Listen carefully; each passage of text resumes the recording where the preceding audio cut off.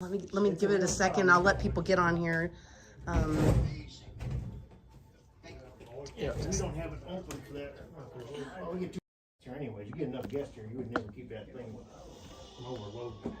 Like yesterday, we had everybody get on there. Oh, I bet you did. We wouldn't have been able to get anything running. And I couldn't find it.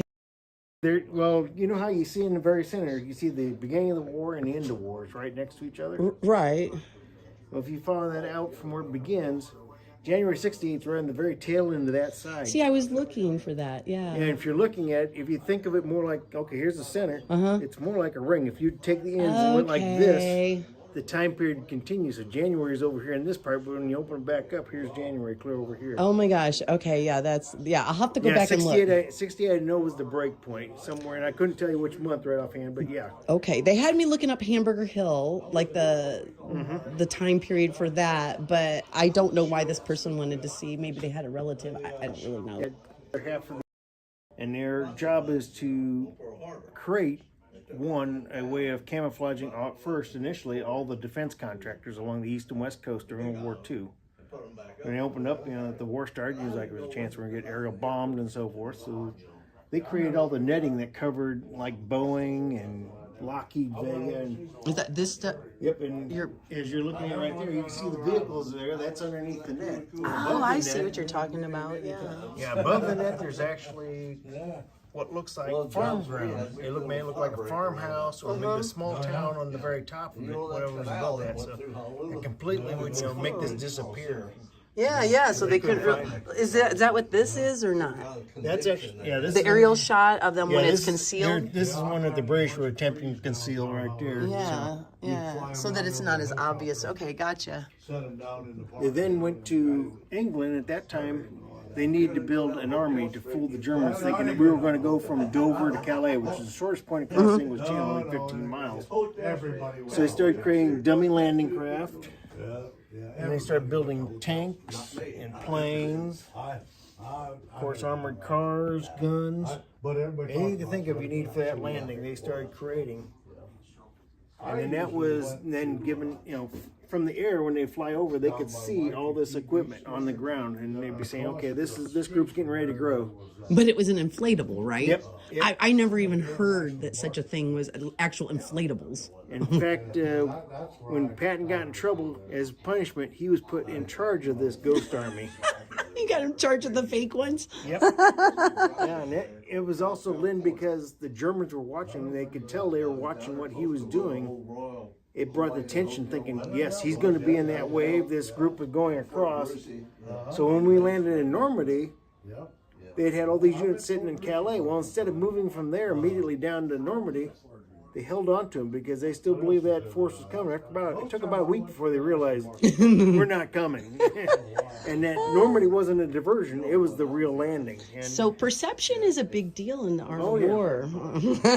Making people believe one thing. And you can see here by the detail, here the original tank is right here, and then this is a basic one without all the painted up items on it. If I wasn't actually looking to see it was an inflatable, I wouldn't notice the little, because from up above you never would anyway. But and from a distance even, it looks close enough that you wouldn't think about it. No. I mean, when they finally got done, they would add all the extra little things you see on here, and that would make it a particular unit. So they knew like the units, how they numbered their tanks and everything. Oh wow! They had to be repeated because when they went to France, they started replacing divisions as they go, and what they do is they come in and start see what they had, mimic the equipment they have, then they'd have to go and they had taped lots of sound going from all over, from training wise.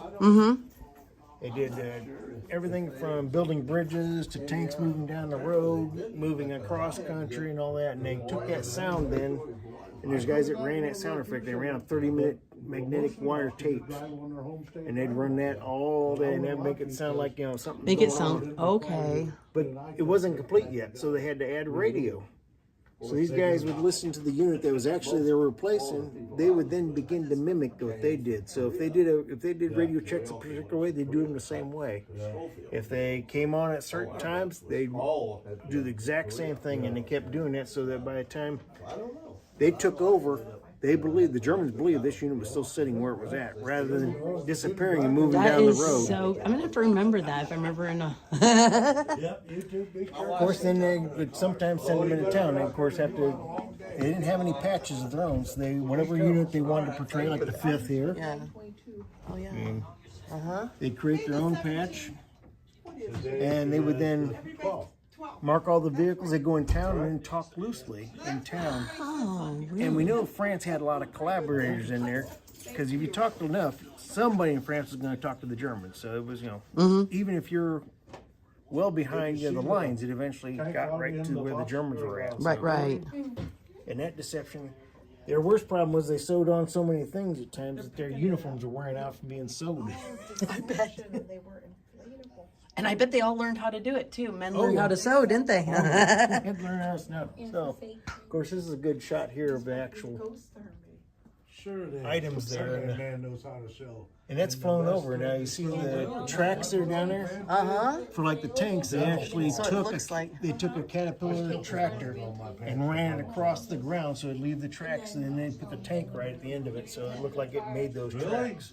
Because nobody believed a tank couldn't make any tracks, especially in like a grassy field. It's going to leave marks. And it looks like they kind of did it all. Yep.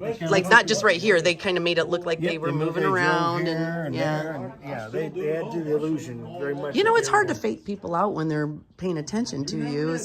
I can see the detail they're kind of putting into this. Wow, that's cool. In fact, this is actually the colonel that was in charge of these guys, and it was a lot for him to handle because every one of these guys were talented. Most of them were artists, designers. We had radio personalities. All of them were all working on this project, and they weren't allowed to. They didn't have a unit patch of their own. They weren't allowed to have one. So. Oh, okay, yeah, because this was all kept secret. Well, the problem is they reached a point where they had to have officers as well to show up for these events. Well, he didn't like it too much, but he let them dress up as officers sometimes. They dress up as colonels and a single-star general and come visit. Like they would, because somebody like Patton was at the very front line. There is no way anybody below Patton was not going to show up with these units because he would have them chewed out. So they showed up and pretend to be review and check things out and then move on. That's. I want to. But this is something that. Oh, it's a cartoon. They get to make a little fun of him there. They had to learn to take it in stride there. Oh, you do learn that after a while. If you're in the public eye at all, you've definitely learned that. And of course, they weren't allowed to have diaries, so everything you see painted down here was stuff they did in their own as a record, so they could remember. Really? This was actually done by them, or they were actually done by, these are copies of the original. They're copies of the original. Okay, so these are the ones that the guys did. You guys, I think that's cool. Yeah, and the thing is, they learn could do along that. with this too here, and the thing they learned with that is they could actually use any of what they drew to inspire to build the next piece they need to do a deception with. So. Okay. That's a good idea. I didn't think of that. Yeah, because they could recreate. I just think of beauty, but buildings and things like that. Oh yeah, because a lot of this is buildings. I didn't notice that right away. And, Oh, and of course, like looks, and you got destroyed buildings. Some ideals there. I like that one. That's pretty cool. Their deception was actually so good that we even fooled our own units. They didn't, because they weren't told what they were. They weren't allowed to tell who they were. So they could be standing next to a unit and they'll think, yeah, there's a whole division of armor right there. Well, there's nobody there. They're just think that armor unit that was there is gone. They don't even know it. They didn't know. That is. In fact, they did 20 missions like that. The last one was actually to draw the Germans all to one location. They fooled them into thinking two divisions are getting ready to cross into the Rhine River. And they moved tons of German units on the east side of the Rhine down to this location. Well, then we found our way across the Ludendorff Bridge at Remagen. There was nobody there practically. Even they blew up the bridge, but it didn't work. It didn't blow up, so completely didn't fall or nothing. So here we had a foothold. Now we had their attention there, plus this other big division. They're still looking that they're going to go across. So while that goes on, the British then cross to the very north, crosses an actual river crossing, and of course there's nobody there to really stop them. Right. Very little. I mean, they had some defenders there, but there was very little defenders, so it was very easy to cross, and casualties were very low. So if you were to, I don't want to put a percentage on it, but how much do you think that they were responsible for like the winning the war, or you know, like They did for their helping part or... for the war. They probably saved. We figure they probably saved anywhere from 15,000 to 30,000 men from being that could have been killed or seriously wounded.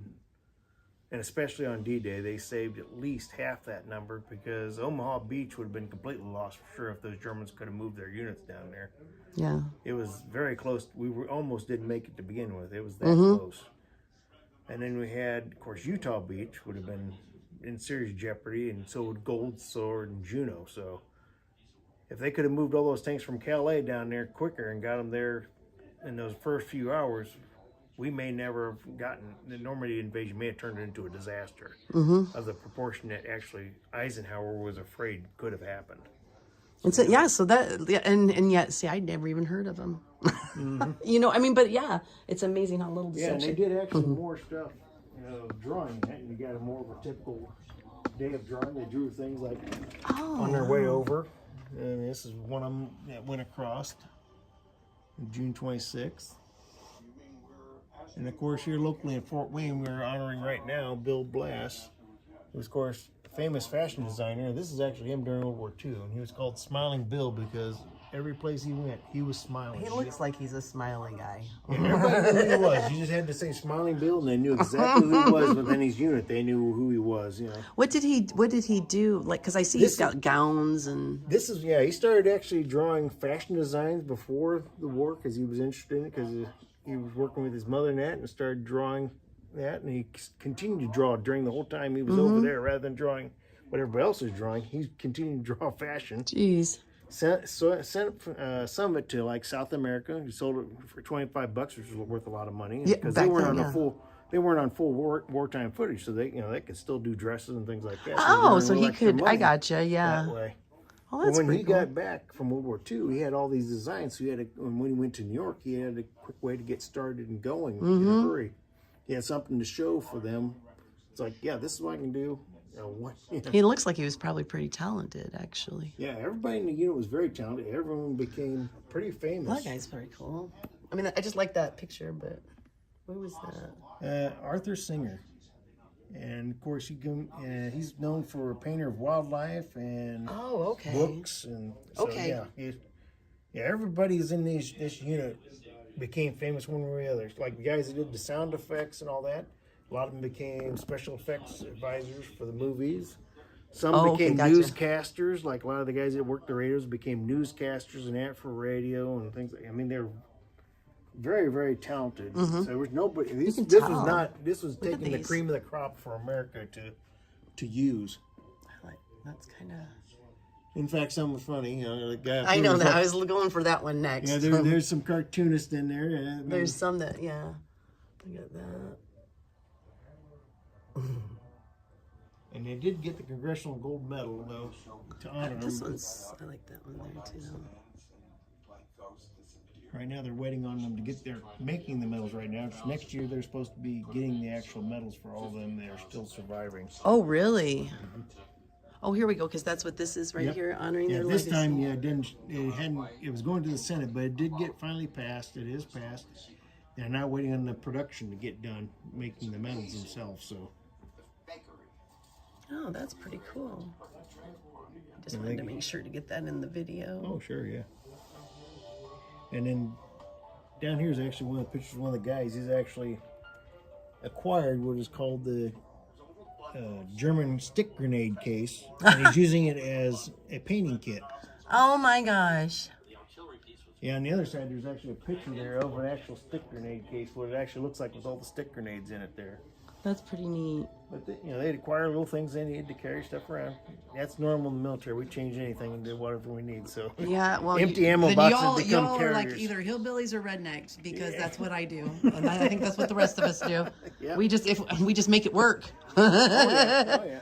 The only time that's not good is when that's your mechanic. Oh, we got all kinds of, what we got here? Okay, guys, so we're at I'm going to let everybody know, we're at the Veterans National Memorial Shrine and Museum. I had to start it over again, so, yes, in Fort Wayne, Indiana. Yep. Oh, what is that? That's pretty cool. Those are actual 30mm shells fired by 810s here locally from the Black Snakes here in Fort Wayne. And each shell has inside it, if you remove the top, will actually have a tag on the inside who the pilot that fired that shell, as well as. Can I open it? Or? Some come off really Here, I'll easy, let some, you do it because I don't want to. Yeah, some of these come off real easy. Some come off a bit harder. This one's one of the harder ones to go, but this one probably will. Yeah, because they That's pretty cool. Yeah. Oh yeah, there you go. Yeah, and you can see the paperwork is just inside there, and they've got the pilot's name in there, and it's who fired it. Cool. The guy who took loaded the gun and unloaded the gun. And they added this piece, of course, is added on, but you can tell where it's been fired. That's where the firing pin struck. So. Oh. Oh so yeah, I see. So those are real cells, and then of course they did the etching on these. These are. That I know they're beautiful. I just think they're gorgeous.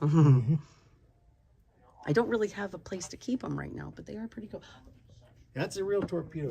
I just see, what the heck is this thing, guys? That's a 1943 torpedo. Our special exhibit's hiding it. But yeah, it is. Look at that, guys. We got the.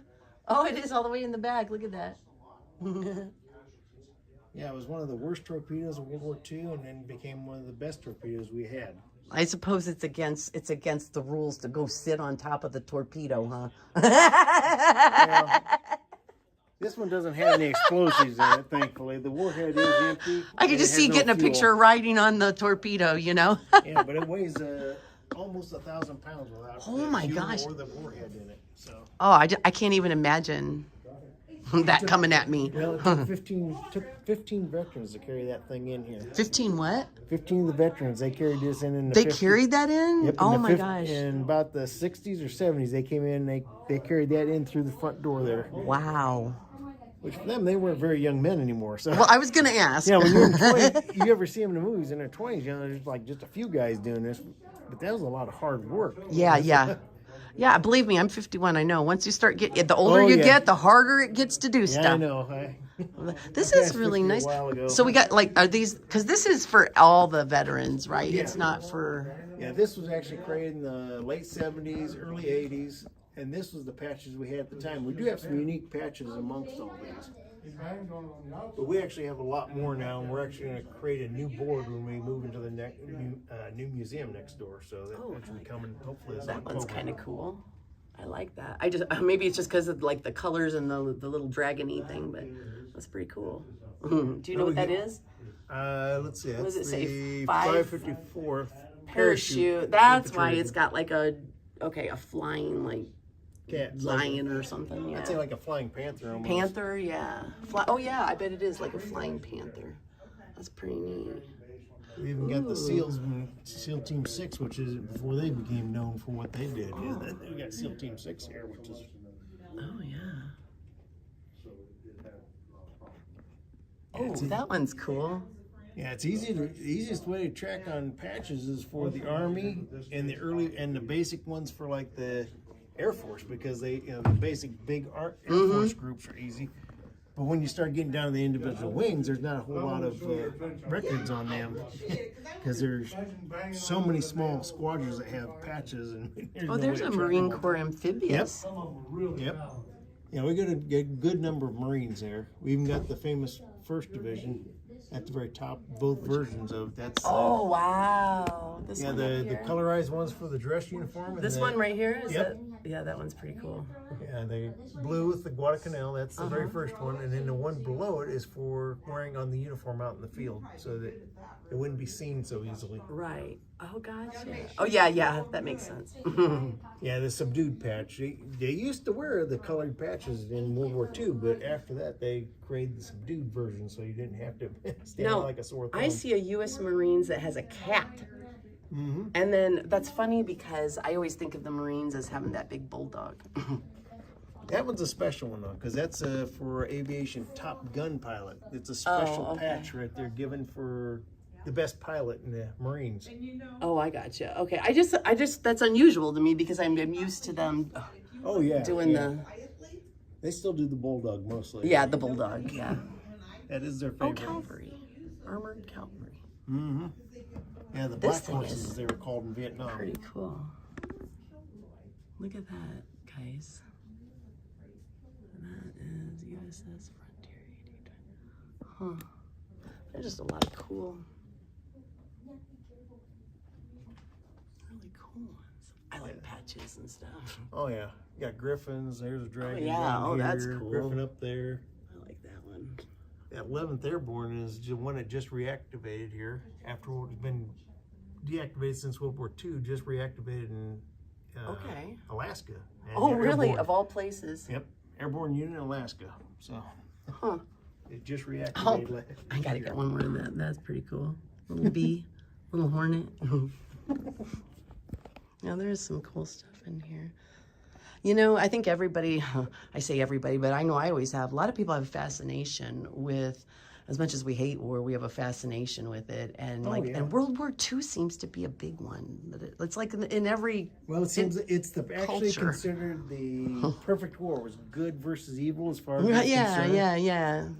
I mean, we definitely knew who was evil. We definitely knew who was good. Things didn't always end up that way in the end because we found out we had a few people we shouldn't have been allied with in the end. I mean, the Russians were considered good guys at the time, but when the war's over, they're considered very bad guys for good reason, too. Yeah, it's yeah.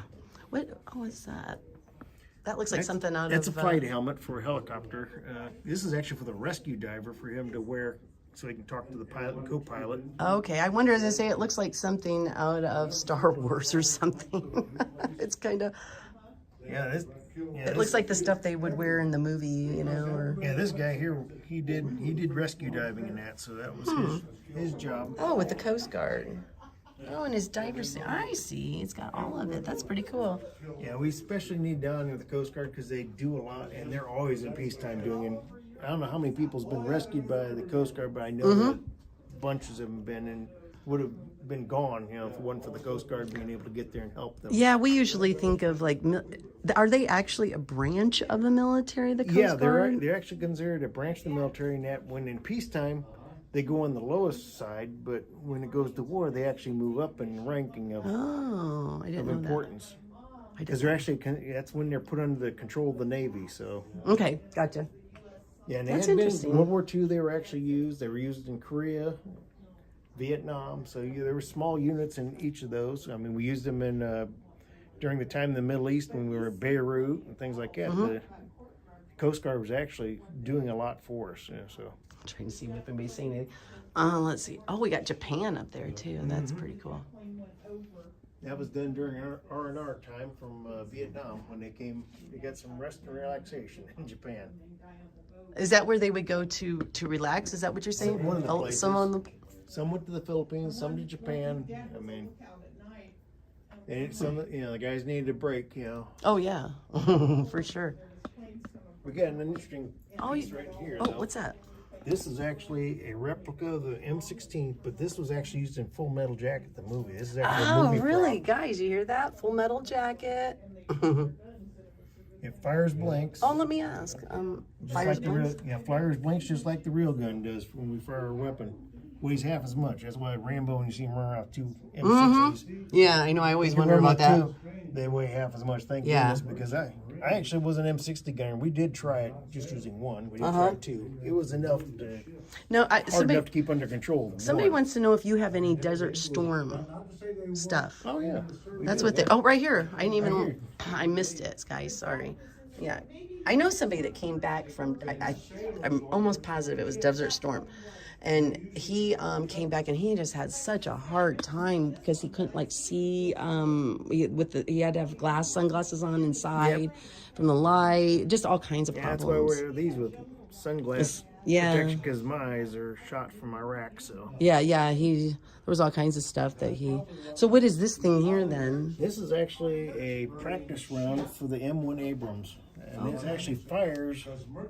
We got right next. It's called a sabot round, which is this piece is the part that destroys the tank right here. Oh, the armor piercing, right? Yep, armor piercing. Yeah, that's cool. Okay, guys, sorry I dropped you. There we go. Yeah, that's what goes right through the enemy tank right there. And then that goes through, and then the boom part comes Well, attached to it it. brings everything through with it. Through with it, Fire, yeah. everything else that follows it. Oh my God. From the shell will bring the fire and everything else right into the tank.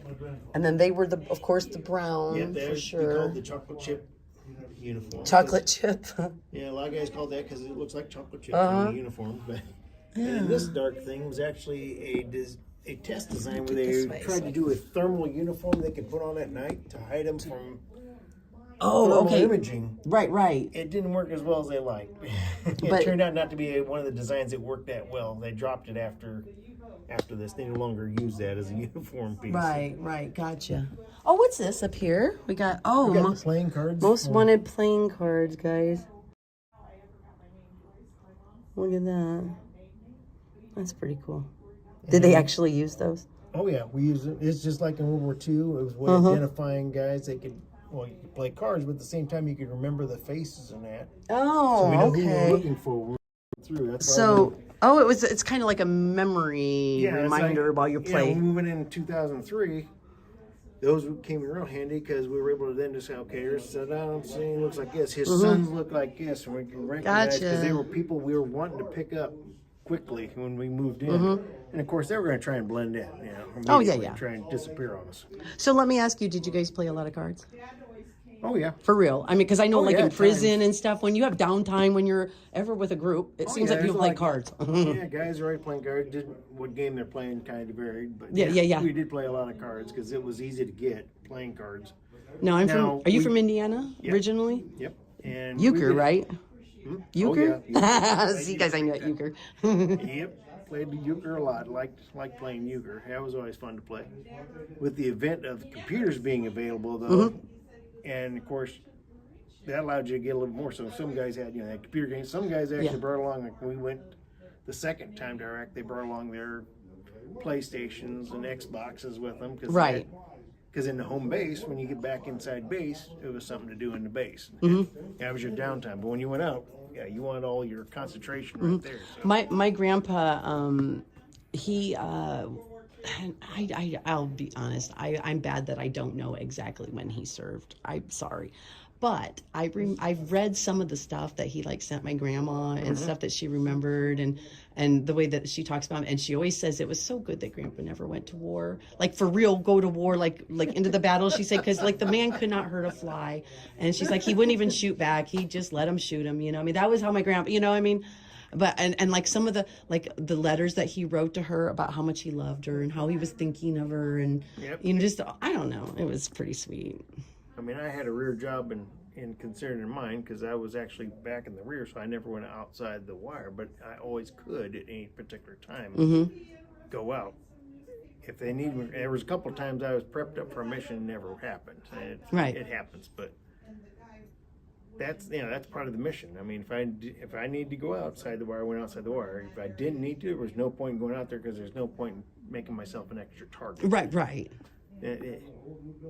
There's a lot of units that did that, sending guys out. It's because they didn't want them to go home until war started. Like they did this and they shot this, and they really didn't do anything. It's they were back at a desk, actually sitting the whole time doing helping with operations. Right. Which is very important because if they weren't doing that, these guys outside the wire have no contact to get help if they really need it. And that's the part the guys forget. It's everybody these guys has a part.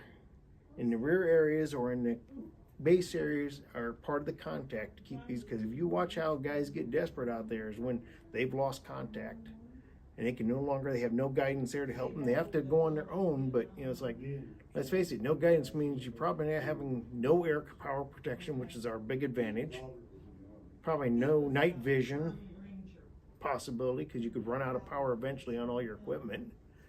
And you keep adding these things up, all of our advantages start disappearing. Well, if you get the same advantage as the enemy, he's got just as much chance to take you out as you can take him out, which means he might get you first because he's ready to ambush you when you don't even know where he's at. So it's bad enough when everything's working. In other words, it's bad enough when it's working, but you had all those. Have you ever had that scary moment when you're out and you realize maybe I've had it where my cell phone dies and I don't remember where I parked, for real in a city, and I really don't even know which way to go, pretty much, and I'm going. I can't get a hold of anybody. Nobody knows where I'm at right this second. I'm in another state. You know, I mean, Yeah. it's that scary feeling. You may never be yeah. able to find anybody again. I cannot imagine in your, you know, in that Well, situation. even of war. where I was at, even I was on a base, we got rocketed every day. Oh, okay. So, but our most concern was when the sandstorms got heavy, it kept the aircraft down. They would rocket and mortar us consistently during that time period. And there wasn't anything you could do about it except get shelter. That's about it. Yeah. And Oh, wow, we got all kinds of. Well, no, what's this stuff over here we got? this is actually a case. Oh, we got the nurse. This got on the nurses. This is all Vietnam right here. So this is typical boots that were worn in Vietnam. Of course, these have been worn, so they're worn out. Oh, yeah. I don't think I want to smell them. And the equipment they'd be carrying and the helmet. And what's unique about it is you see that little leather strap across there. That's actually for the liner. So when they take the steel pot off, they can secure the liner to their head. Okay, gotcha. Huh, interesting. Yeah. Oh, I want to just show this real quick. Look at, guys. There's a piece of the Berlin Wall here. Yeah, and the pictures there are of the actual wall You do during have- the 70s, and the Checkpoint Charlie's even there. That one is the famous Checkpoint Charlie. Huh. That's pretty cool. People are asking where we're at. I always forget the name. What was it called again? Veterans National Memorial Shrine and Museum located on O'Day Road in Fort Wayne, Indiana. There we go, guys.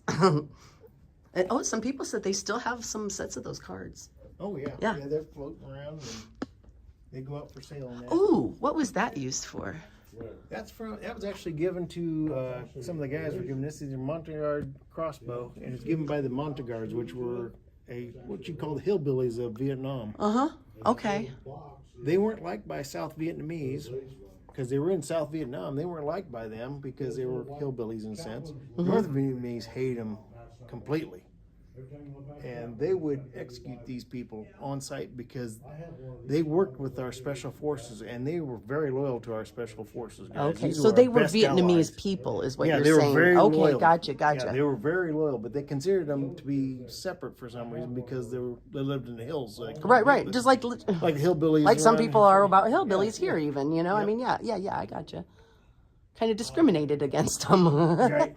Yeah. But they had their That's cool, though. and And they helped us. Oh, yeah, they helped us a lot. The They kept Vietnam a War. lot of eye on the Ho Chi Minh Trail that was sneaking because they knew exactly where they'd come back into countries and they would ambush a lot of them. I hate to say it, but being that they were from the country and everything, I bet you they were more effective with that bow than most American people would be with their weapons sometimes because of being able to be invisible or whatnot. Is that, they were or am I very wrong? effective.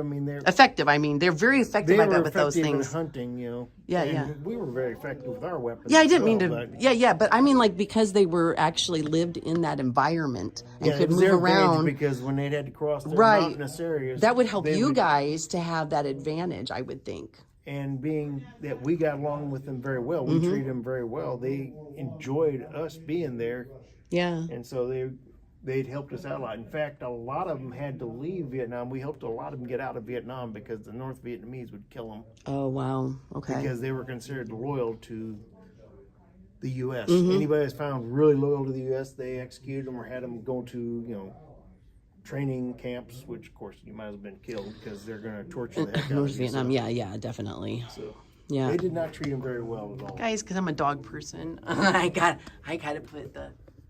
So this is. Oh, that is a canine chief. He was born May 7th, 2016. And then we've got, what is this? U.S. dog hero to be exiled. What is that? That's about Vietnam there. One of the dogs that they were trying to get back from Vietnam, we only brought 250 dogs back from Vietnam. How many did we take? Do you know? We took over 1,000 plus to Vietnam, and we didn't bring them back. They weren't bringing them back because they were afraid they had gotten diseases. From, Oh, okay. Foreign disease, and the other thing they were worried about, they thought they'd be too aggressive. Oh, yeah. Yeah, we brought them back from other wars, but we thought for some reason these dogs would be way too aggressive. Which, if they weren't with handlers, because they were very loyal to the handler, and whatever the handler said went. I mean, no matter how ferocious he looks right here, Yeah. he was 100% loyal to that He's handler. under control. Yep, he's under control. Yeah, he's not just vicious. Yep, And unfortunately, absolutely. they did put a lot of them down. I mean, Guys, I'm course, there's sorry. one- Trigger warning. yeah, some of them were killed, obviously, by gunfire, and the Viet Cong went out of their way to kill them. they gave about big money for both the handler and the canine. Oh. They wanted them dead because the Wow. canines could pick out 10,000 back then for. Mm-hmm. Whoa. That was just the handler, and the canine. That's a lot back then, especially. 20,000 for the dog. Oh my God. Because the dogs could pick them out no matter where they went. And they would turn in the ears. Yep. Yeah, they went out of their way to make sure they were eliminated because the dogs were their biggest threats. They could they could find their tunnels. They could find any place they were moving in the brush and jungle. They couldn't hide from them. Just like with police, and I've seen in like police shows where they're let the dog go and somebody that's hiding is found right away. Yeah, this exhibit here was done by a What is this? What is this? I don't want to touch it because it looks like it's kind of fun. It's Is that one of like the a hero's medal that they had the student created for it? I don't want to touch it because I don't want to. Yeah, that's pretty cool. That is so neat. Yeah, this is done by high school. I'm a big dog person, and we did an actual ceremony a week after Veterans Day, the following weekend, just to honor the service dogs in it. And we will have one out here on these grounds. We're actually talking to a local artist to build a memorial for the war dogs. Oh, that would be so awesome. That really would be cool. Well, considering they did a lot, man. A lot, and they now almost look like us half the time. Those dogs don't even have boots on. Oh my gosh, guys, look at that. They don't have their boots on, but look at that. That is so funny. Yeah, we really dressed pretty good there. I know look at, I mean, like you can just tell by that.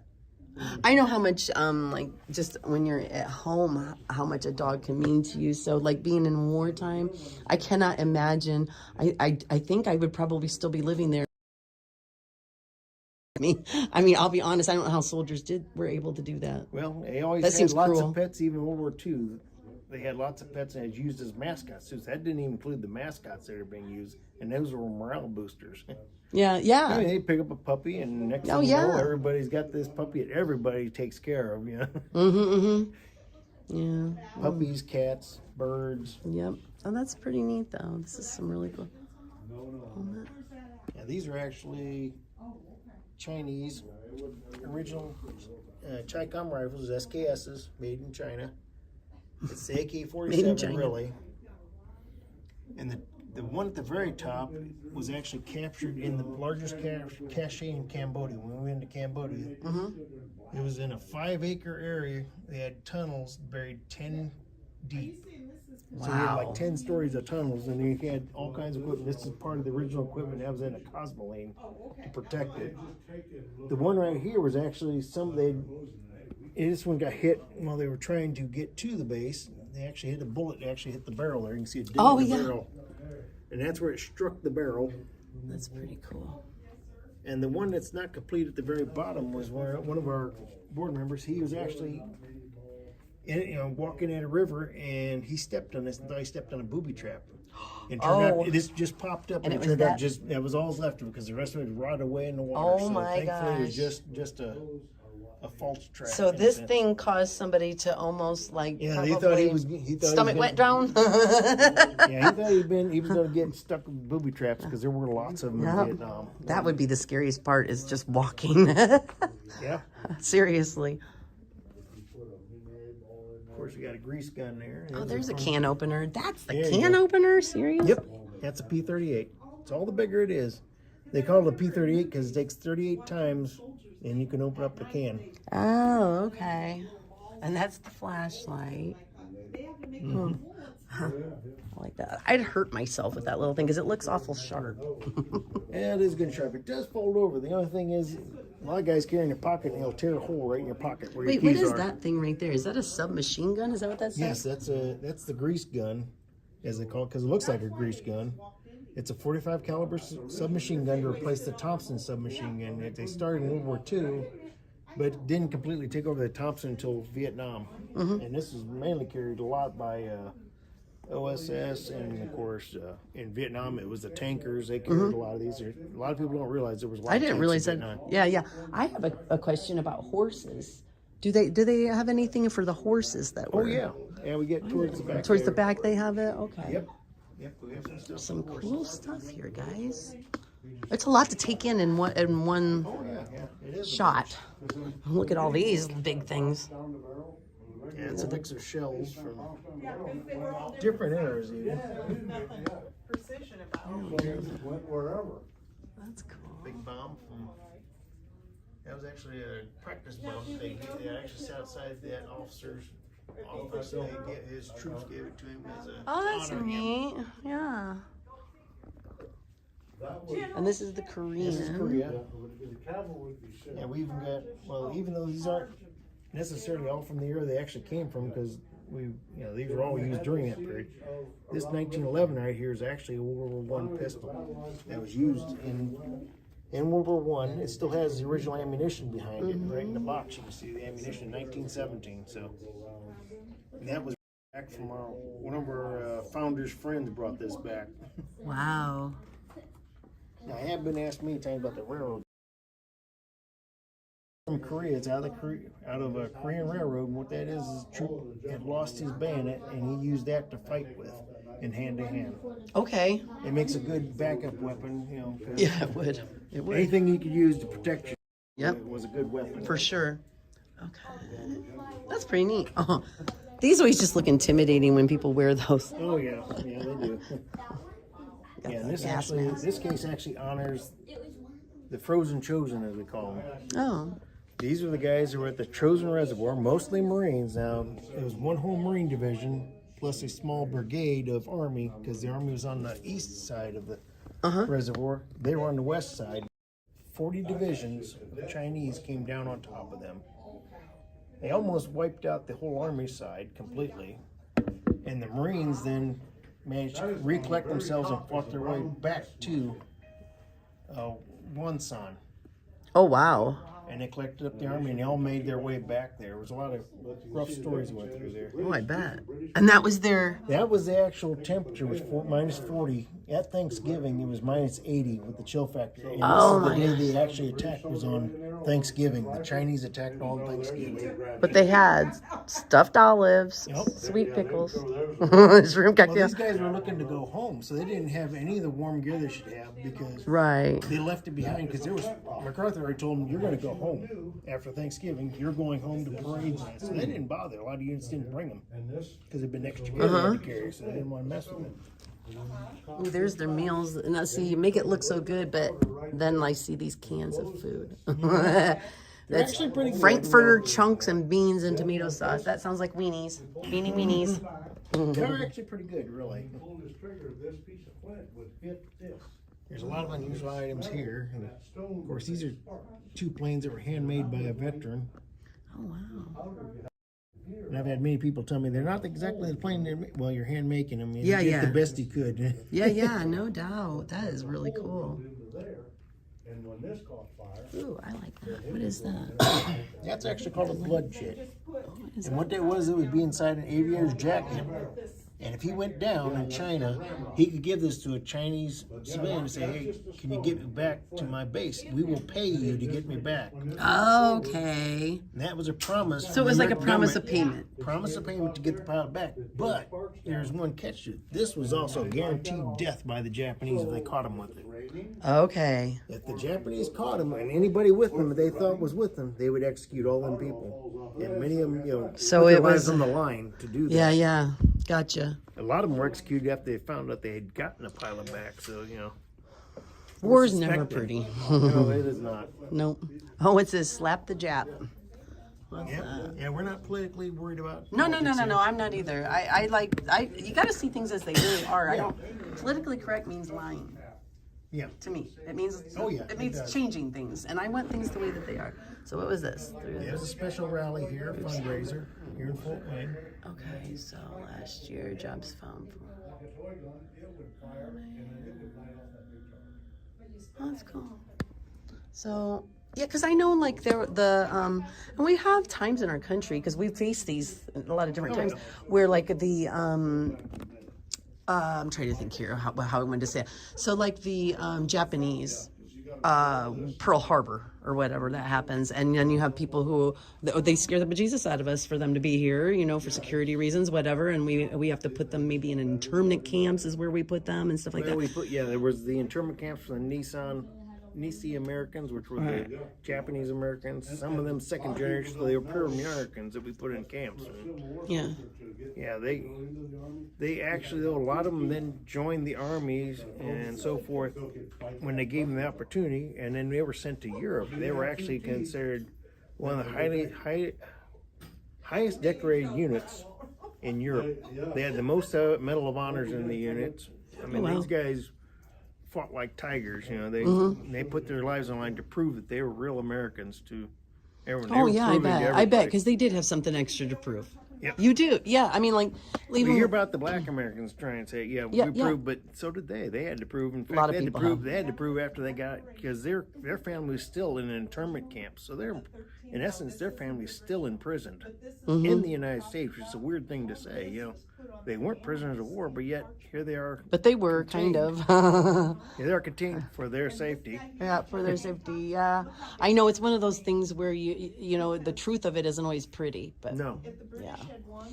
But yeah, and then we, because you know, and we see that every time there's anything, because like we just had 9/11, and so like when you're remembering that, I was telling people on my chat the other day, I was saying, you know, I remember the fear that it can cause for people, like when I would see people who had like maybe the head garb or whatever right after it happened, come sit down next to me in anywhere, but like, you know, restaurant or something, and it's like that fear hits you. Yeah, the fear of the Muslims are here. Yes, I mean, like, and whether it's legitimate or not, it still is a fear that people have, and so I can see why people do stuff and we that don't aren't understand nice. Until you go through it, you don't really understand it either. Yeah. But anyway, yeah, I was just kind of curious about that. Oh, we got all kinds of stuff over here. There's several of the uniforms Oh, there, listen. including captured uniforms. Okay. Yeah, of course, a Nazi uniform. And Yeah, we got the Nazi Luftwaffe pilot, What was that? or a Luftwaffe personnel, I should say, not necessarily a pilot, but Oh, okay, gotcha. we even have one of the Japanese one that's actually prior to when we got into war, while the American Volunteer Group, somebody was given that uniform there. Wow, really? Because the red M that's over the right breast pocket actually used to represent the tankers and the infantry guys for the Japanese army. Well, after 1940, they dropped that. Oh, okay. So in 1941, they no longer carried that on their breast pocket. This is all really cool. That's the Air Force. Oh my! I've jumped out of an airplane, but I can't imagine doing it with something like that. Let me just say. Yeah. Mine was pretty sophisticated compared to that, I think. Yeah, see, yeah. No, I wonder why that is that color there. Because don't they usually do this yellow right here? Yeah. That was actually to show that someone working in a war factory, it was to show that they were actually there legitimately. It was like German civilians in it, working in a war factory. That was their way of getting in. Oh, okay, okay. Prove that they were legitimate workers. Because there's actually a stamp on there besides the swastika in it that says, you've been passed, you're okay. Yeah. Okay, I gotcha. It was another way of identification of a civilian versus that's working. Yep. Okay, gotcha. Because you did have some civilians working, and there were sometimes, you had their concentration camp people, and they separated them by that way. Okay. This is one way to separate people. Of course, one of the unique things is this little thing right here. This is called the German Mother's Cross. And that was actually given to any woman who had 3 to 5 kids. That's what that cross was for. The highest one that was given out had 15 diamonds around that center. And I don't Why? It was to get women to keep having babies in it, because they were planning, the Nazis were actually planning that when the war is done, they have the next generation already. Right. So okay. Because you're taking over the world, you're going to need more people. Right. Right. No, I got you. Yeah. Combat, so they were thinking way ahead, which nobody else was really thinking about that. Right. I mean, we even brought back a concentration camp whip. Oh wow. And that was used by the Capios, which was the criminals of the concentration camps. So that was a whip that actually did whip some people. Yep. And that's crazy. The Capios were all criminals. I mean, every one of them was a criminal, and the only others that used the whips were the female guards, usually the Nazi female guards. They liked to whip the prisoners in. But the Capios, they were given a little bit of luxuries until they were no longer needed. When they were no longer needed, they went to the gas chamber or firing squad. Yes. Oh, and there's where I was talking about the war bombed. Yeah, that's actually the first extra of the day, and you can see how few are killed at that point. There was actually 7 extras that day, with the 7th one actually declaring, telling everybody they're under martial law and get ready for the Japanese to invade at any time. Huh. So the Japanese could have invaded if they really wanted to, if they were Right. really thinking about it ahead of. They could have actually had an invasion on the Hawaiian Islands.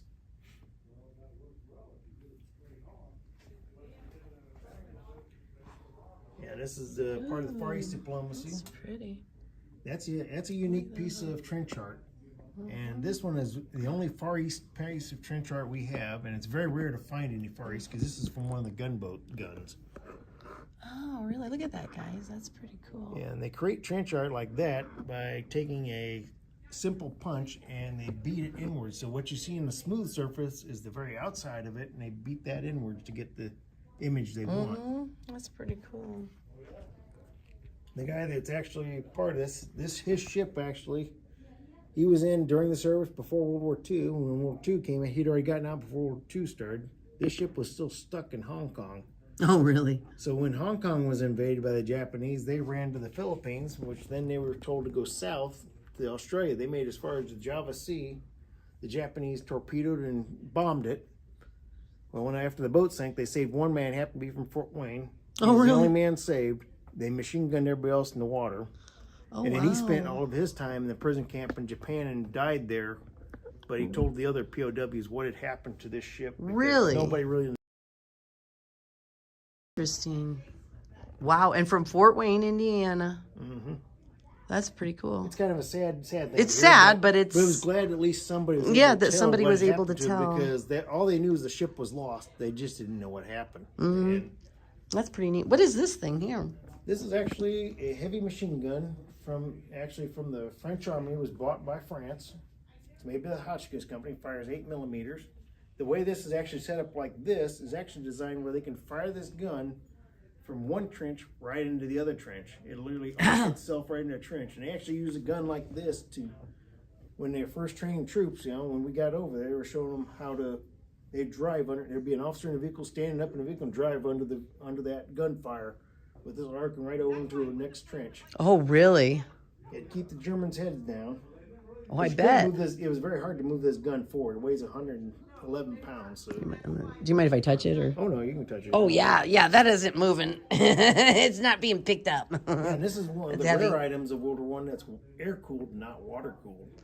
Oh. This is the only air-cooled heavy machine gun in all of World War I. The rest were all water-cooled, which water-cooled was very effective unless, of course, you lost pressure, lost How do you water. air cool it? Air-cooled is just allowing the air to blow around. These rings right here allows the air to blow across and relieve that heat stress that's on it. Oh, I gotcha. Okay. I was gonna say, what do you sit there and blow on it, or? No, it just evaporates and just transfers the heat out to the air. And air is not a good conductor as water is when it comes down to that, because water could cool it down really fast. Mm-hmm. As long as the water had a way to cool back down, because it would literally evaporate right out of the gun. Oh yeah, that's what I was thinking when it gets hot. Yeah, they get very hot in a hurry. It don't take very long. A few rounds and you've got, and of course right below it, then as a stand, this is a Oh, that is 155 pretty. 155 millimeter shell. And they use that as a butt can most time and probably a trash Oh, but can. it's pretty. Why would you use that as a butt can, guys? No, I'm just teasing. That was just one, and then we got a whole case that's full of a bunch of them. Actually. Look at it's got the flowers and stuff. Oh, somebody said, Ruth says she found a shell with trench art in the UK at the base at a thrift store. It was from World War One. Yep. Yeah, they're pretty common because actually this shell right here. Oh, here's a bunch of them. That's the 75 Oh, look at millimeter that. shell. And they'd fire 1 million Oh, shells. wow. For every operation, there was 1 million shells fired just to get ready to go over the top. Right. There's a silver World War. Yeah, that one's sterling silver was for the commander of A Company, 6 engineers. The one next to it's all brass, all polished brass. A B Company engineer soldier actually put everybody's name on there. It was during the occupation duty in 1919. It's awful small, but you can Yeah. tell that I there's think they give it names a on magnif- there. yeah, I mean, think obviously, magnifying glass. like it's very small. See if I can. Yeah, it's very hard to read without magnifying it. There we go. Yeah, but even magnified with my phone. I'm trying Well, this distance didn't help with the glass, so I know that's... No, but you can tell there for a minute. Oh, there we go. There we go. Yeah. I mean, he had to really work on that one. Imagine getting down to the very end of this and you accidentally like go a little too. I'm sure that possibly happened. This is really neat, though. Yeah, a lot of these marked have like mother or the names of the battles. Mm-hmm. Ooh, that one in the middle is pretty cool. It's shaped a little different. And then, of course, they weren't using the big shells. They used the small ones. In fact, most people think lighters were something you could find in World War One. They created their own lighters at that time. That was not a common item. Oh, that's what to this have. is here is a lighter? Yep, they turned a bullet into Okay, here, guys, is bullet lighter. I need a bullet lighter. This is cool. Yep, that's a bullet with, and then he took a piece of brass from one of the shells to make the blade. And that, of course, makes a letter opener then. Yes, I see. Oh, that is really neat. They did a lot of stuff. They did a lot of these, though. These are matchbook covers because Oh. your typical lighting item was a matchbook, come out of a box of matches. So they needed a way to protect the matches so they didn't crush them when they hit the dirt to avoid gunfire and things like that. But it also needed an open. So they did 3 sides and left one side open. They could actually strike the match on the outside without. Okay, gotcha. Oh, that's a good idea. And they did a lot of designs like it. This one has the engineers. You got one here, the 2 flags of both. I think it's America and France on that one. Yeah, it's America and France. That's pretty cool. And you'll find a lot more because as you go around to World War One, there's a bunch of them. That's so neat. Very, very cool. Because everything in this case is typical soldiers would be wearing or carrying out in the field. One of the unique items that we got in World War One was actually Gillette actually went and gave all the soldiers razors. Gillette did? Yeah, for free. They gave them for free because at the time they were going over. Nobody shaved because nobody had to worry about gas tax. Gas tax changed that. The Army didn't bother to shave at all. I mean, Marines, Army, we all didn't shave. We didn't need to. They changed, and that little silver thing right there, that is actually a blade holder. It's not a lighter. It looks. I've had a lot of people ask me, "Is that a lighter?" It's like, no, that's a razor blade holder for spare razor blades. Yeah. There's actually a mirror behind that case on the back. So if you pulled that piece out, there's a mirror. There's a mirror too. Oh, that's pretty neat. And when they got bored, they'd, of course, put things all over their mess kits. Oh, somebody made a horse. It looks like a horse. Yeah, what is They it? personalized a lot of things. Yeah, that one has a horse on it. It looks like they were trying to, but much better than I could ever do making a horse, that's for sure. There we go. I was trying to get it. Look at that. That's pretty cool, though. Yeah, it's like this one has the original matches in there. It says Verdun. That was one of the places they went. Oh. A road for the French. In 1918, when the whole front moved forward, they had to build a road for the French to get through. No, which war were you in? I'm sorry. Iraq. You were in Iraq, okay. I've been around for a long time. I Yeah, mean, no, I was just curious. Oh my goodness, these are pretty cool. Yeah, that's the Imperial Pickelhaube helmets. We've actually got all 3 types. That looks intimidating. Yeah, because this is the leather. You got the cloth over here. And then the rarest one down here is the Cavalry Steel helmet. Oh, wow. And it has a neck protector on the back of it. But they still didn't protect enough from artillery shells. Oh, no. Of course, they were replaced then by the Stell helmet there. That looks a little more... That's what most everybody thinks of when they think of a German helmet. I Especially think World that War II. gives a little more protection anyway. Those little pegs on the side of the helmet had a reason, though. Not just for, they have little holes for air to allow air pressure and cooling.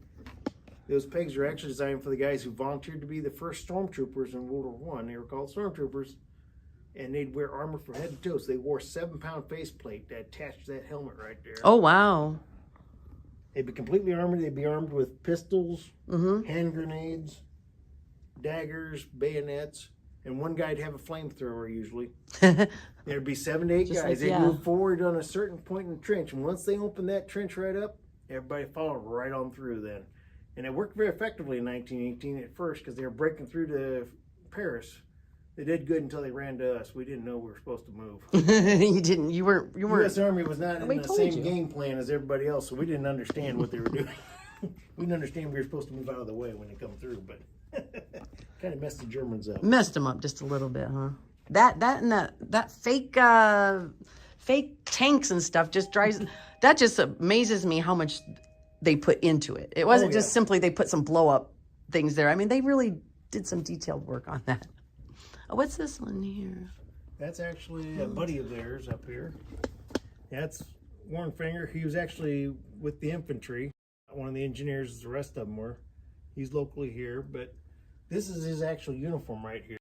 And this was his uniform is actually a dress uniform, but you can see in the combat, from the gas mask, you can see some blood on there from somebody who would have been, giving assistance to. Oh, wow. And our founder is actually right here in this picture. He's actually right here. That's him holding his hands on the web belt there. Oh, that's the founder of this then. Yep. Yeah.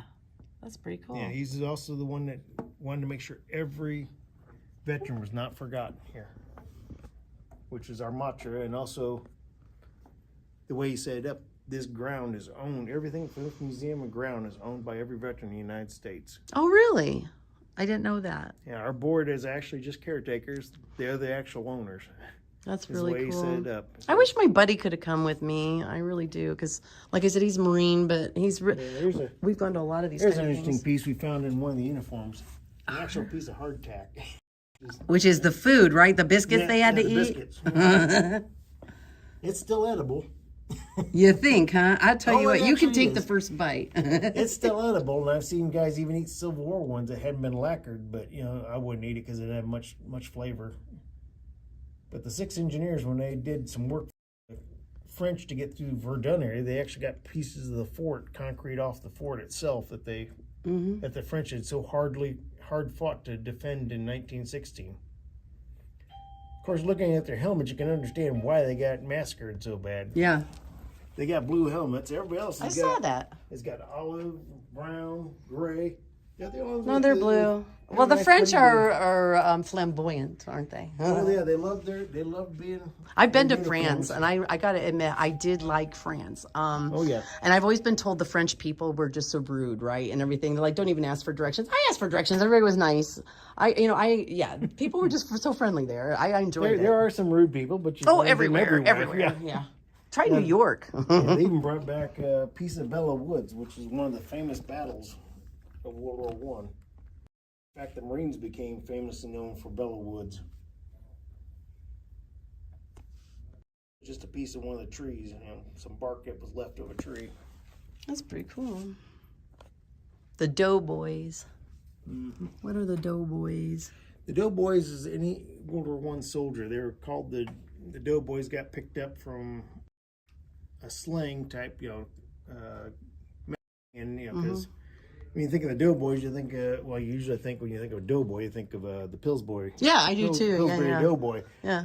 That name came around from something like that, and that's how it stuck into them. But this is a real gas mask that was used. Oh, that's what that is? I didn't know what that was. That's a gas mask? The yellow on the canister means this was a live canister that was used. So this one actually was used to stop gas from getting to the soldier. The picture in the back they show is actually a training picture because that's just smoke. And they wanted to show the guy just how bad it would hurt him. I was going to make a bad joke. I was going to ask if that's like good for COVID too. Oh, it'd work for that Would it too. actually work? Oh, yeah. Like how? Because I see this little bit of stuff, and I'm what is they're that? filtering, you've got Because it looks almost worthless to me. To me, as a lay person who knows nothing about this kind of stuff, this I just canister say, would have like charcoal in that, and then Okay. of course this would sit on the side, and then you have of course this tube that brought it all the way up to your mask, and that's where the air came in. And then you see right along the bottom where that little metal piece is, there's actually the vent for when you exhale. So that's why I didn't understand. So the air comes through this, and that filters it, is what you're saying. Yep. Okay, that's the filter. Yep, that's the Now filter. I got you. The Now it most makes more important sense. piece. I was like, how much air can you really fit in that little can? Yeah, that's the most, no, it's the most took me a important minute. piece. Yeah, I got you. Oh, now it makes more sense to me. Okay. and actually it's in pretty good shape for as old as that. I mean, 100+ years, it's holding up really Can you good. imagine if I came into my city council meeting wearing this mask? Probably give them a scare. I think they'd give me a second look. I'm pretty sure of it. Okay, what we got over here? This is our oldest uniform. Have you been out to the pavilion yet? No. Are you going out there? I'm going out. I'm just parked out there. As soon as I'm done here, I'm going out. I didn't know if she wanted to go see the Oh, is there? The tank out there. You've been out to the tank. Oh, I saw the blow up tank. Okay. I've already been out there, but I'll hit it again on my way back to my car. 40 car. Yeah, what was that? He can tell you. Yeah, I wanna see that. Explain more about If it. you're going out there, I won't lock it Yeah, up. okay. Yeah. I'd like to see it again because it was on my other stream. So. Yeah, this is our oldest uniform, and this is an Army uniform that they created in 1902, and later they would expand it by adding pockets, dropping some of the flamboyant stuff on here. That's But what makes this uniform really unique is the only time the Army have the rank plus the rate like the Navy, and the rate is your job. Oh, I see on the side here. Yeah. Yeah, they have in this one. In this case, it's the commissary sergeant, which we didn't have civilians to do commissary at that time, so we had a commissary sergeant. But for 8 years, the Army tried this out and decided it was too much a hassle because guys changed rank too often and they also changed jobs way too often. It was like, this is not going to work like the Navy. Because when you're standing on a ship, obviously, if you're put to some task, you usually put that task the entire time. There's nowhere to go. Army, it's always, well, move here, move there. Now we have the Spanish-American. Oh, yeah, I was going to say that's. And that was 1898. Wow. Remember the Maine. Yep. And the USS Maine was sunk by a mine. We're sure of that now. A mine? They've determined it was a mine, but they don't know who did it, though. A mine in 1898? I don't know why I'm thinking that just doesn't. Yeah, it was Wow, I didn't know we had water mines. mine. Yeah, water mine did that. And the thing is, we don't know if the rebels did it to our ship or the Spanish did accidentally. Right. And either one could be a real possibility. But That's we were pretty leaning cool. towards the rebels, so we joined the rebels. Oh, that's neat. What we got here? This is actually the oldest veterans group ever. This is the very first one made after the Civil War. Started by a guy in Illinois. 1887. Yeah. Any Union soldier joined the GAR, which is the Grand Army of the Republic. And all these items, of course, have encampments. They're badges for encampments, things like that. Our local one is honoring Sion Bass. He's our local post for what he did in the Civil War. They kept meeting, and of The course, humor had our and unions. wisdom of late Abraham Lincoln. Yep. They continue meeting. They met the first year in Indianapolis in their convention. The very last year was like 1932. They met in Indianapolis again. And that was the last time then they met because there were so few left. They decided then to. But the only thing left of the GER now is the sons and daughters of the Union veterans. They're the only last remaining of that group because you couldn't join unless you were an actual Union soldier. Oh, wow. That's pretty cool. Yeah, they're the predecessor to the American Legion, the VFW, all these other groups that are created. They're the ones that started it. Oh, and you have the Indian Wars, too? You have some there? Yeah, we don't have as much we like here. I mean, we do have one of the more famous ones, the Battle of Little Bighorn, or known as Custer's Massacre, or his defeat. What is this doll here? That's actually a doll that's either given to a young child or a medicine man doll. I'm not sure which. But it was one that was made by the Indians, is what yeah. you're saying? Yeah, okay, Yeah, that's what it supposed to is. be the wolf spirit.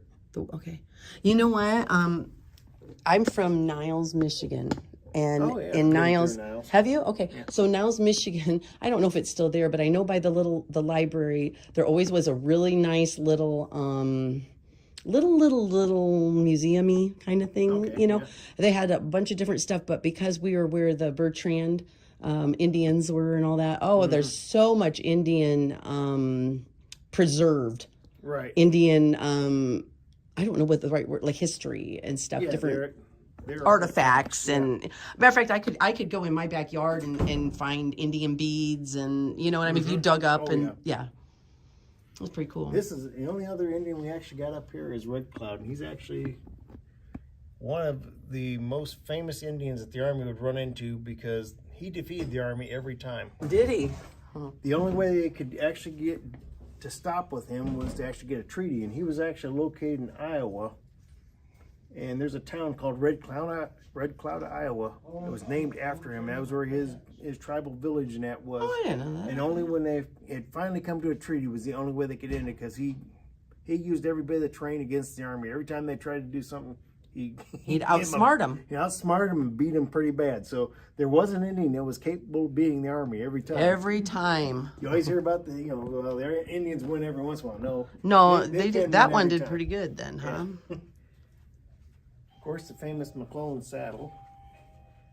This one's actually a later design in 1930s, but it's the same saddle that McClellan designed before the Civil War. And you can see this open spot right here. That's actually relieved the stress on the horse's back. Oh, it was for the horse. And we also said it was also for any guys that had a little problem with hernia and that. They could sit on that. And Yeah, yeah. I was gonna say that looked like maybe it was for the man, a person. No, but it is actually for the horse because they would ride so many hours that was to take the stress Oh, off where their spine backbone, where their the spine is. Gotcha. Yeah. That's an interesting. And then this was for the gun. This is about the last years in 1930 when they still had horse cavalry. The horse cavalry, though, would have one more mission that they'd perform. In the Philippines, there actually was a horse cavalry charge against the Japanese that successfully routed them for a little while. They routed them back, and then they had to pull back into Bataan. Well, when they pulled back into Bataan, there was not enough food to feed the men, and there was nothing for the horses. So they wound up shooting the horses. And eating the horses, yeah, of course. Yeah. So an unfortunate thing on that was that, but they'd have been lost one way or the other, And I want to see the stirrups. Yeah, they're very simplistic. Yeah, they are. And they're hard. I mean, really hard. That's like a heavy metal. And everything's designed for endurance and riding for many hours. So I always wondered how that would feel because, because it looks like the saddle's up pretty high in the back, so it would hold you from slipping, and the front both. Yeah, like you'd fit in real well. I don't know. You don't have a horn like you see in the Western saddle, which was for tying off the rope. Whenever you lasso something, they don't have that. They don't need it. They wanted to be able to get off quickly in case they had to fight, so you didn't want those things in the way. And then we got some Civil War in here too. Yeah, these are all authentic items. The only thing it's not is the gun that shot Lincoln. This is a replica. A replica? Mm-hmm. And that's actually in Ford's Theater in the basement museum. They actually have. So we asked the Smithsonian and they said no. They said no. We couldn't have it. But the rest of the pistols and rifles are all real. That's pretty cool. We even got the balls from make-up grape shot. Those 5 balls right there make up grape shot for a cannon, which turned a cannon into a large shotgun. Oh, really? Okay, so you put and that was when, as the infantry got really close, they used the grape shot. The white things right behind it are mini balls found on different battlefields, and they turn white whenever lead's in the ground. It turns white. Oh, I didn't know that.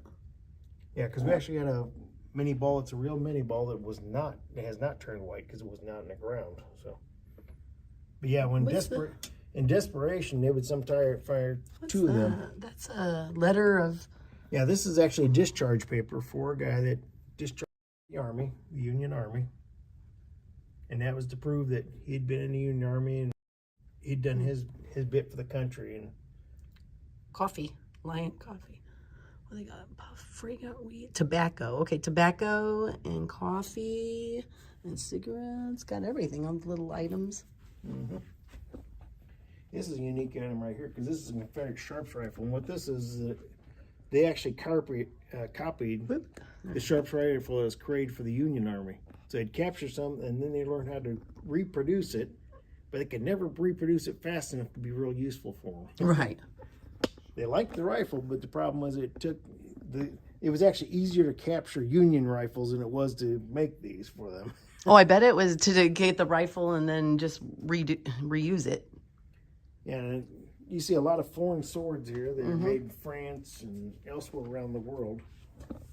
But these were used like in the Civil War time? Yeah, some of them go as far back as, being into the Mexican War.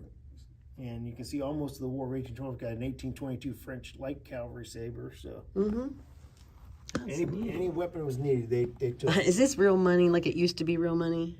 It's a reprint of the real Well, that's money. what I mean. Like, It's too clean. Yep. Confederate, what is that? A Confederate States of America? States. Is there? No. No. They made their own little Confederate. Cool. What's that? Oh, that's an ammunition case. I thought. It's pretty cool. And right next to it is actually the first swords ever made in the United States. Oh, wow. These staff and field officer swords were made in 1850, and it was the first time the United States started making swords. So, and given, of course, then to, usually it was presented to an officer, either completing West Point or coming into a unit. They would give him give him one of those swords. So they were starting to slowly replace all these older swords they had from Europe with that, but they were a long ways from it at that time in the Civil War. I have to laugh because somebody on here said, as a Mennonite, I have no war history, just a lot of run, run, run. I know I have. There's a lot of Mennonites where I'm from too, yeah. and they are non. I don't know how to say that. They peace. They don't believe in violence or whatever. This is actually interesting here. This is Lookout Mountain, a famous mountain in Tennessee.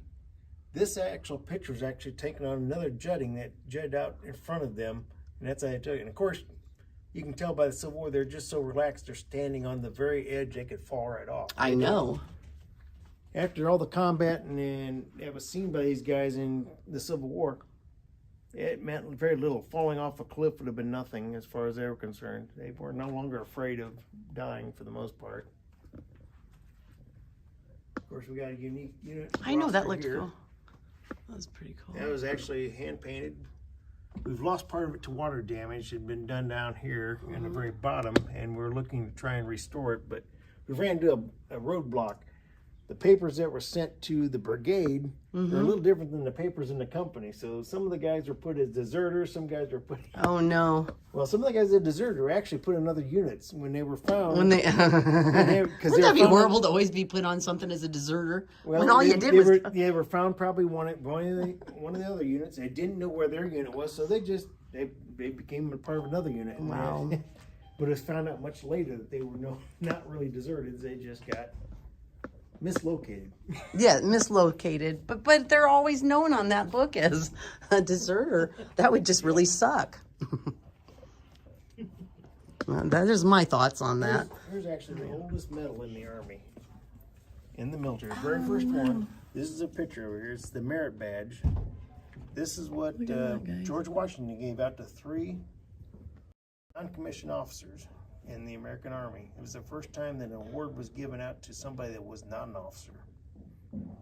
This is what changed everything in Europe as well. In Europe, they only gave them out papers saying, "Hey, thank you for being." Yeah, that's really neat. Well, it went away right after the American Revolution because Congress was afraid we'd start looking. Is like that Europe. an actual? No, That's an actual picture of one. Yeah, picture. Yeah. How many have we found? There are only 3. There are only 3. And ever made, there were or only 3 ever made, Okay. given out, and probably made, and they're all on the East Coast. But gotcha. But that shows you what it looks like. Yeah, that's that's really what cool. the Purple Heart was created off of, because the Purple Heart came in 1932. Oh, I see what you're saying. Okay, yeah. And of course, when they made it, they had George Washington's bust on there. Well, originally it was going to be a merit badge, but we already created new merit badges. Oh, neat. So instead, they made a wound badge for the Army only. It wasn't until 1941, after Pearl Harbor, that President Roosevelt changed that from being an Army-only wound badge to all the services. Right. And then this is... That's the actual medal right there. And that's a World War II issue. World War II Purple Heart. You're welcome. Goodbye. Yeah, because you can tell by the wooden cases. Actually, we just started finally using up the World War II issues of Purple Hearts because we had over 500,000 made for the battle going into Japan. If we'd had to invade Japan, we were expecting 500,000 casualties. It's nice to know that those ghost people are going to be able to get their medals. Yeah, get a recognition. Yeah, get recognition or whatever, yeah. That I think, not that people do everything for recognition, but it is nice to recognize people. Well, for them especially, because they're not recognized because they didn't exist for the most part, and that's why they were treated. I guess it would suck and be kind of hard to be like, do with some really big shit and nobody sees it. And you don't get your recognition when everybody else does for doing what you did. Anybody does anything secretive warfare and that, and it's usually classified, they don't get much recognition. They may get a medal eventually. That's the thing. Oh, It's I know. all They come, and then you come back and you have people booing you and not liking Well, they you don't- from some wars. But you know, I mean, it's just. No, what are these things here that you guys? Well, These things you guys make or that no, that these you are buy actually or from what? the VA. These are actually You just sell them or? support. No, these are free. Oh, okay. They support our veterans, and they've got the number on here in case they feel like going suicidal. Oh, no doubt. That is so cool. And we give those out. Oh, yeah. I want one of those. Yeah, I just did a thing on the other. Whoa! My gimbal's broken, so it's like always falling. People are always giving me a hard time about it. I gotta go get another one. But no, we were just talking about that, You the can have one of these suicide badges too. hotlines. These are on the wall, man. Oh, that's so neat. You're welcome to have any of the stickers. I'm good with stickers. Thank you, though, but I just put it on me. But this is really neat. You're welcome to take one of the dedication books here. Yeah, thank you. And that talks a little bit about our history for the last 70 years. There's little stories in there, and it talks about the founders, the new buildings we're building. Want to go out here? We'll go take a look at that. Oh, somebody in your family received a Purple Heart. Oh, that's cool. Yeah, we do.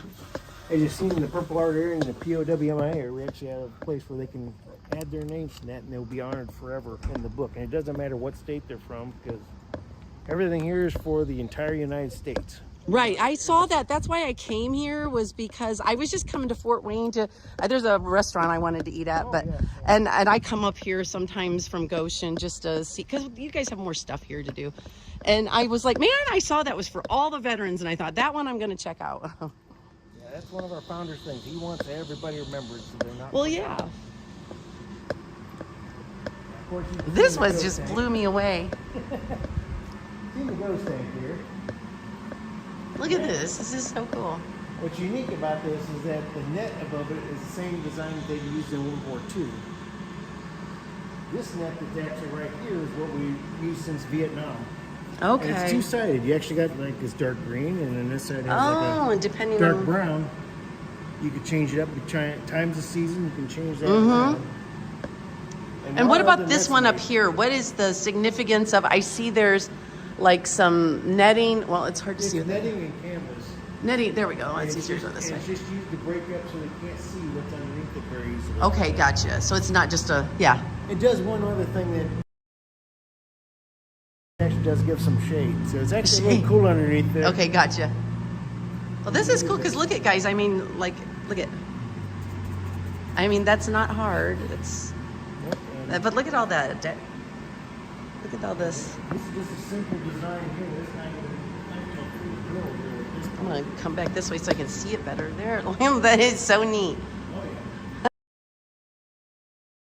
Far away, it would look like a tank. I mean, like in the pictures you showed me. There's actually a U.S. star on the back here and one on the top, which the top one's impossible. Right, you can see once it blows up. You can just barely see it here. You might get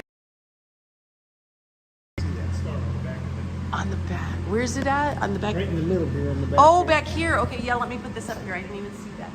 Yeah, you can see it from here. Oh, wow, that is so neat.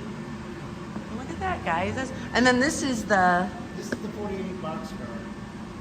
And this one's very special because this was part of the Mercy Train. Now, what that came about in 1947, people across the U.S. sent 700 boxcars plus loaded with stuff from food and clothing to France because they had a very harsh winter in 1947.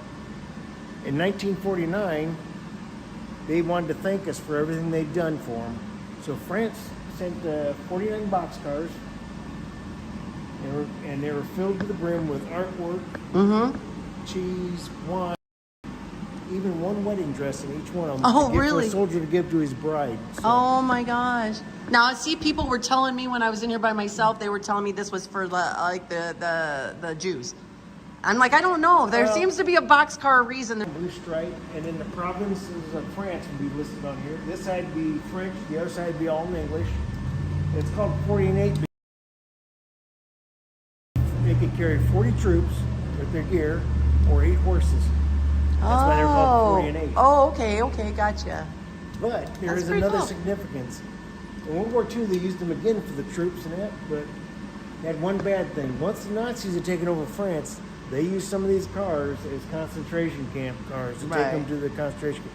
And you can, if you went to the National Holocaust Museum, you'd see this exact same boxcar, only in much worse shape. It'd be really in bad shape because they didn't really care how they took care of them. And you didn't have to be Jew. It didn't matter who. Anybody they didn't like, They threw you in there. They're in there. You went to the concentration camp, loaded to the brim. They'd pack in as tight as you can. Yeah, they'd leave you a bucket to go, for doing what you had to do. But let's face it, you can't get to it. Right, right. No It food. would be bad. Sometimes they'd go, 3-4 days, no food, no water.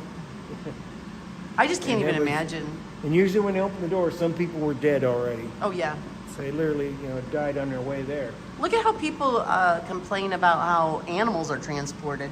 Cows, pigs, and stuff in semi-trucks, Oh, yeah. And they've got air holes and I mean... We actually use those kind of vehicles. We call them cattle cars for a reason, because we use the same ones you put cattle in. They use them on a lot of bases to move troops around. Right, right. It's cost effective. We can all load up with our gear and just. But I stand bet there. they say 40 people. They have anywhere from probably about 150 to 200 people. They could probably stuff. Oh, in there. my They'd literally gosh. Stuff them tight too. Oh, You couldn't sit down, and if you died, they were left standing, dead. They could not fall down. It was that tight in there. like A lot sardines. of That's people, nuts. a lot of people, there were some people literally died of lack of air because I was gonna just say that same they thing. kept these sides would come down normally on the carpet. They'd leave them up like this. So in the middle of summer, these had to be hot boxes, Oh, yeah. and you literally was cooking in there with no air to get to you practically. That's what I was thinking, because like I know for me not being able to breathe or like and being very panicky. I mean, you'd be stuck with it. You couldn't move. You could have a dead person right next to you, up against you even. Yep. You can't breathe. I mean, Now on the Mercy train, when they sent it would this smell over, so bad. There was 49 of these cars given to the United States. One went to every state at the time, which there was 48 states. The 49th went to Washington, D.C. Well, when Hawaii became a state, they sent that one to Hawaii. Out of the 49, though, there was only 43 left. 6 have been totally destroyed. Really? One by fire accident, one was actually burned, one was accidentally destroyed, didn't realize, they were destroying cars that were on the track because they were just supposed to be this junk cars. Well, that got mixed in there and got destroyed. A couple of them just completely fell apart and they lost 2 of them. So, don't know where 2 of them went. They completely lost them. Oh yeah. Guys, I think that you should. Anybody who wants to come to Fort Wayne, this is the place to come if you like this kind. If you like the military stuff. Oh yeah, because here's the star up here too. And I saw there was like a 1093 earlier. I saw that. That is so neat. I appreciate you taking the time to show me all this. Can you show me where? Whoops, sorry. Can you show me where January? January, what I say that was 68, right? So see, I started at the end and I looked at the other end too, and they both were March of 68. For some reason, I wasn't finding. Yeah, you actually got to the other end because you got the other half of March. Because some of those are just by a few days, some are by a whole month, and it varies upon how bad the conflict was going at that time. Right. And of course, the width of the wall, how many names can hold on there.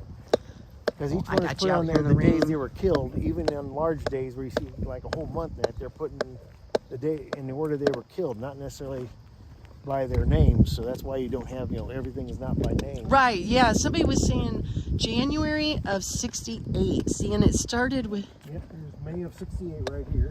May. 25 May. See, here's 25 Right. May, and there's actually several days here. And there's 26 finally. And All the way down at the end? down towards that end, not all the way to the end, because See, I was down there and I must have missed it.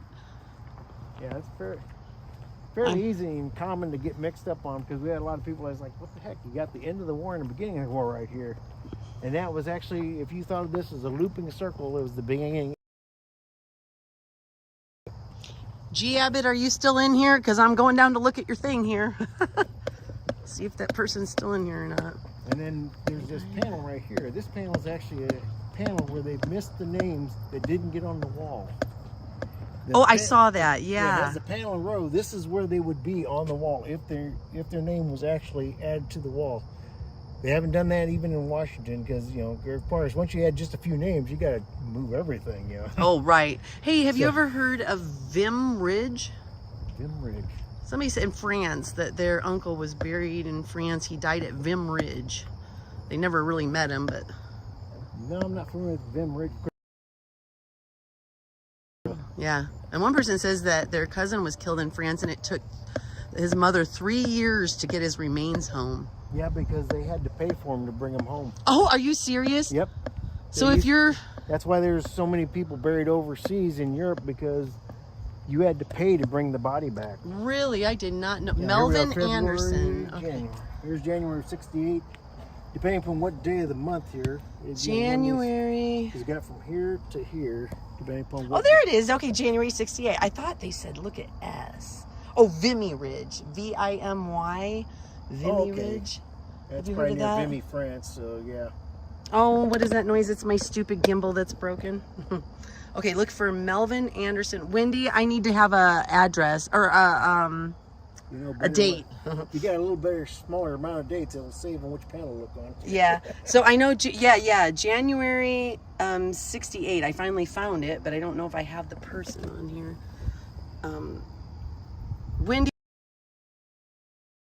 Wendy, and I'll look for Melvin Anderson, but I need the date.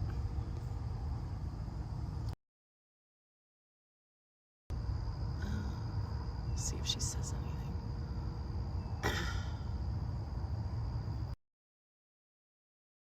I don't know if she was the one that needed that 6. This was earlier, and that's why I just wondered how I missed it. But so because it goes in like that. Mm-hmm. Okay, I looked all over. Let's see, it's okay, Lori, having a something. Melvin Rimmel so far. But... Oh, dang it! All right, well, sorry. I saw you guys had We do have our book we usually got out here. Well, no, you've got some like pencils and like paper, so people can Rubbings on do this. rubbings, Just which is just really like cool. In Washington, D.C., they can rub the name of the loved one off there. And we do get items put here at the wall. I mean, I've got dog tags, little mementos that people put out here. And I that will sat on actually- each one of these benches. It'll actually go into an exhibit, and the new museum will actually have really? a case that will have the items that were left here at any of the memorials here. But this is the one that gets most of the items. Mostly like right now, we got one right here. Somebody left a coin here, a special I see. tribute coin right here.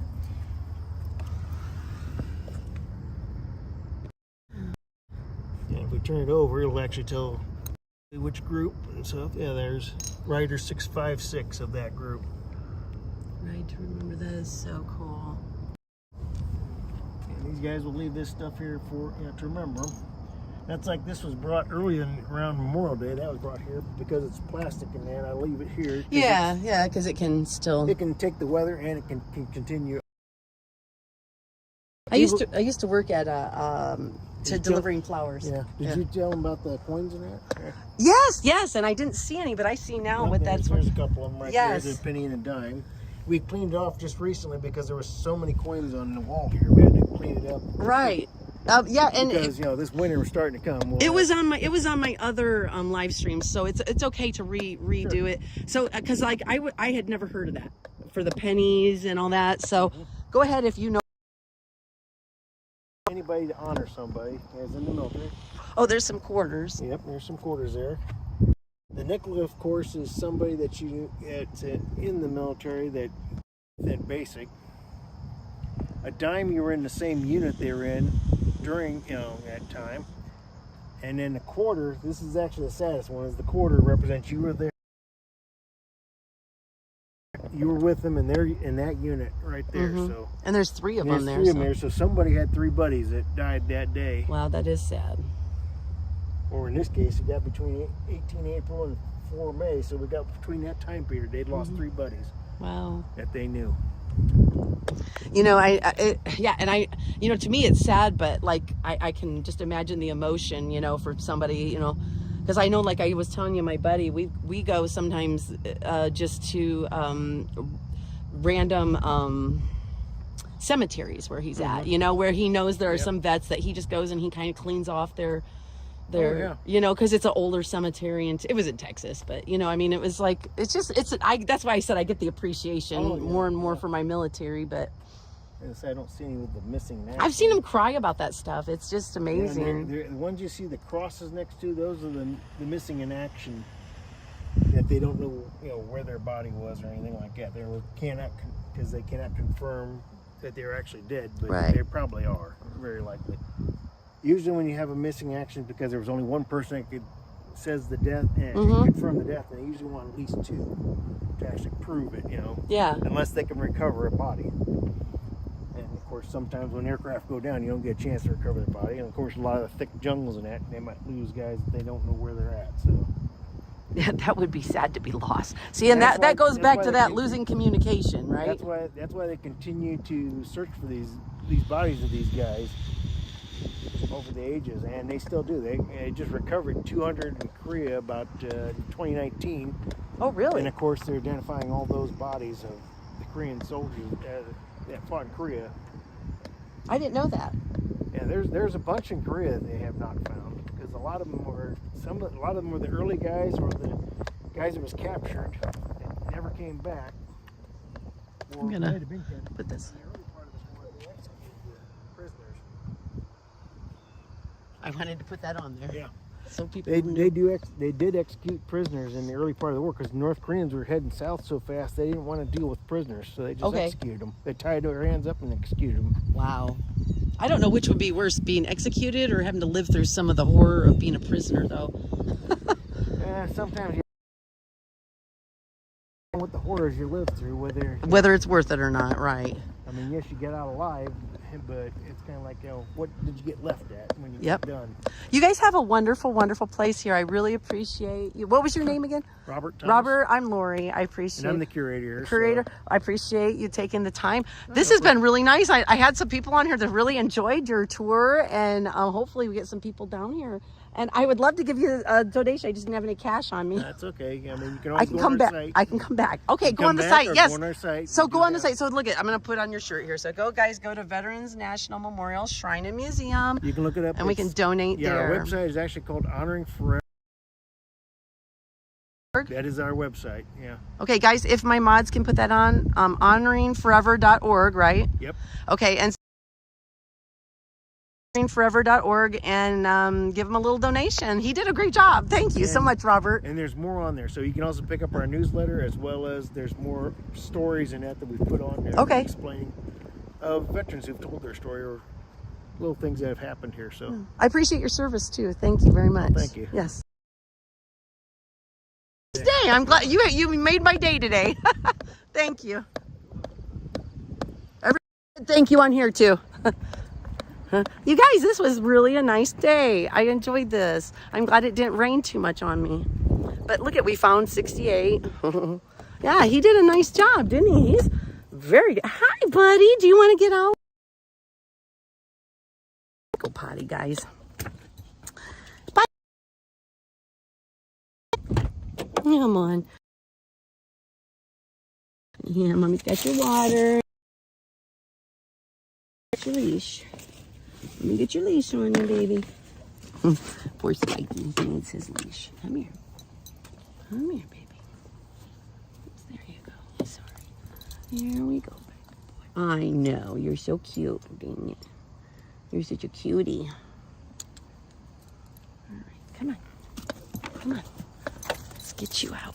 So, guys, I hope that you like that. I'm going to let Spike go pee over here. Little Spiky.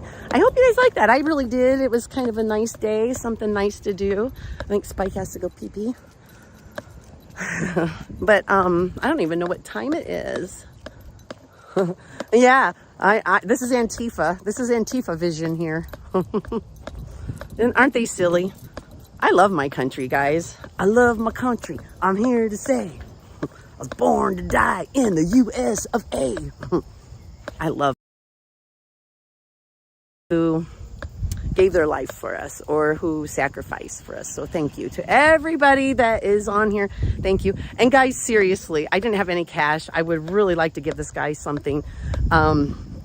If anybody got to watch this and you liked that he, I have to turn around. Sorry. You like, hi buddy. You like what he did? He did a nice job. Just donate. Throw him a couple bucks. Just a couple. He did a really nice job. I'm going to go on there and try to give him a little money. He's a good boy. So now I think we will finish our tour. I needed a cigarette though. An hour was a long time to go without a cigarette. Good, I'm glad you guys like that. Okay. I wasn't sure. Not everybody likes this kind of stuff, but it's not like big content. But the person. Like I like weird content, like making crazy content. That's not me. I just like regular shit. Come on, buddy. Come on. Get up there. I better put you guys over here. Because I gotta help Spike. Get up in the car. Hold on. Okay, buddy. Come on. Come on, get up here. Come on. I know it's hard. Come on. Come on, you gotta get up here. Come on. Come on. Come on. Oh, yes, you're a big baby. All right. Well, I don't know what time it is, but I haven't had anything to eat yet today, so I'm getting a little hungry. And I found this, yeah, he knows Mama will help. He does. He's a big baby. He's getting old. Look at this face. Poor baby. And he has trouble getting up in the car. Yes, the museum. Donate, volunteer. Yes, thank you for putting that up, guys, because this is a really neat place. I like this place. Okay. I guess I do have anybody tried these corn puffs, popcorn, cocoa? Yes, they make to help the vehicles.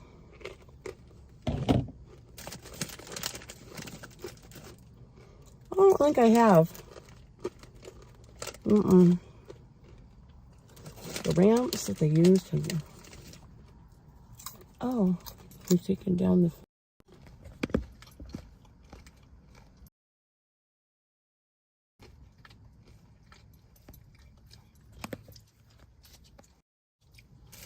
Hey, I know he wants some of this popcorn.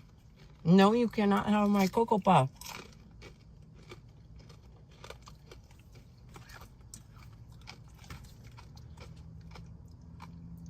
Oh, that's neat. JB, that's pretty cool. I need something because I have to constantly be behind him and grab his butt and help him up. His back. But he's just so old. No, ma'am. He needs some help getting up. No, you can't have her, eh? He wants my popcorn. These are pretty good. A little bit of Cocoa Puff on them. Okay.